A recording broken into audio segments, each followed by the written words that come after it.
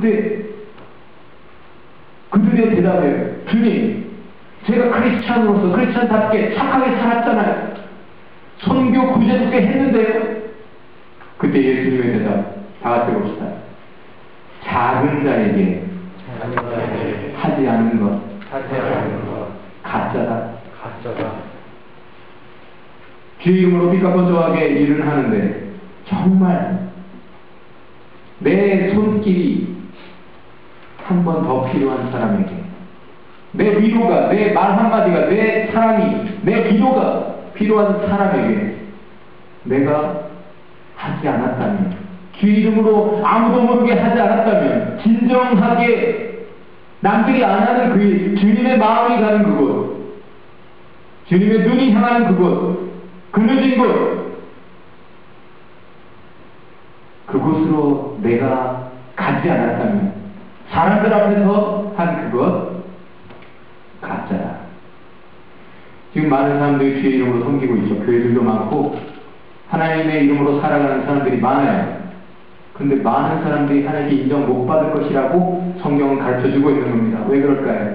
어떤 사람들은 자기 좋아서 그거 해요. 노래하는 거 좋으니까 찬양할 수도 있는 거예요. 자기 좋으려고 하는 것일 수도 있어요. 어떤 사람들은 박수 받으려고 해요. 어떤 사람들은 생계를 위해서 주의 일을 하죠. 예수님이 말씀하십니다. 주님의 마음으로 아니었다면, 잃어버린 탕자를 찾기 위해 하늘보다를 떠나 이 땅에 오셔서 가난한 자들, 병든 자들, 멸시천대받는 자들, 그들에게 가지 않았다면, 그래서 그들이 하나님께로 돌아가는 것, 그것을 목적하지 않았다면, 그걸 보면서 기뻐하지 않았다면 가짜다. 무슨 말인가? 여러분이 뭔가 했을 때 효과를 봤습니까? 그게 기뻐요? 가짜입니다. 여러분이 뭔가 해서 그것이 여러분을 기쁘게 했기 때문에 여러분이 기뻐한다면 그건 가짜라는 거예요. 여러분이 뭔가 했고 그것이 정말 하나님 원하시는 일이라면 내가 기쁘든 말든 하나님 기뻐하실 일이잖아요. 그것만 인정하신다는 거예요. 예수님이 좀 더 쉽게 말씀하십니다. 그들은 이미 자기 상 받았다. 천국에서 받을 게 없다는 거예요. 천국 갈 이유가 없다는 거죠. 이 땅에서 다 사람들에게 박수 받아버렸고 인정받아버렸고 이 땅에서 열매를 다 걷어버렸기 때문에. 여러분, 뭘 위해 우리가 주의 이름으로 살고 있습니까? 우리 좋으려고 살고 있다면, 아직도 우리 좋자고 살고 있다면 가짜입니다. 생명체의 이름 없습니다. 천국 못 들어갑니다. 어떤 분이 이렇게 질문할 수 있을 거예요. 진정 주님의 이름으로 살면 주님이 그의 삶의 사역에 능력으로 함께하시고 그를 모든 위험으로부터 지키시겠다고 그렇게 말씀하신 것 저도 압니다. 그렇다면 왜 이 땅에 많은 크리스찬들이 아직도 순교하고 핍박받고 이슬람권에서 그렇게 죽어가는 겁니까? 왜 믿음 때문에 아직도 그렇게 위험을 무릅쓰고 살아가야 되는 겁니까? 이렇게 얘기할 수 있겠죠. 대답은 이렇습니다. 잘못하는 거예요. 예수님도 십자가에서 죽으셨습니다. 우리도 죽으라고, 십자가 지고 쫓아와서 죽으라고 말씀하십니다. 그것은 그리스도의 고난에 참여하여 그리스도의 영광과 부활에도 참여할 특권을 주시기 위함이다. 성경은 그렇게 가르칩니다. 여러분, 고난이 없는 삶을 원하세요? 그럼 천국도 포기하세요.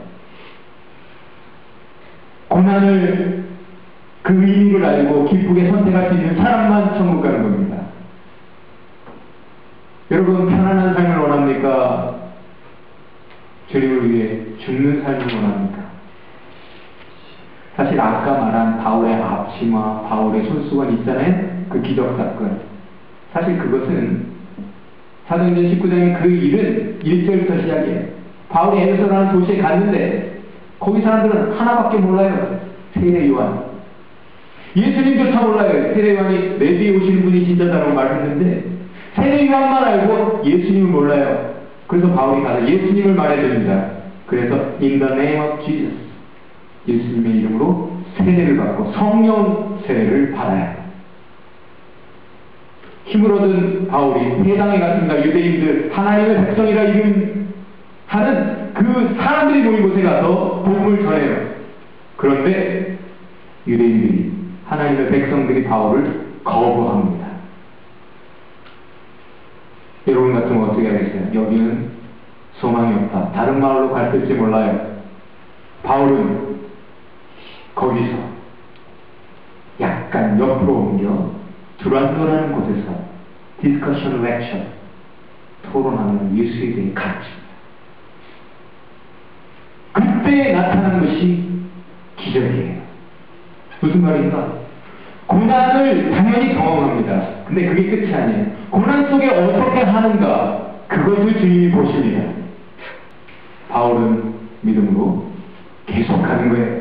그때 하나님이 능력으로 드러내십니다. 뭘요? 내가 누구와 함께 하는지. 바울과 함께 하심을 나타내는 방법이 기적이었어요. 놀랍게 사람이 생각할 수 없는 방법으로 바울의 손수건, 바울이 직접 가는 것도 아니고 바울의 손수건이나 앞치마를 갖다 얹으면 병이 낫는 거예요. 예수의 이름은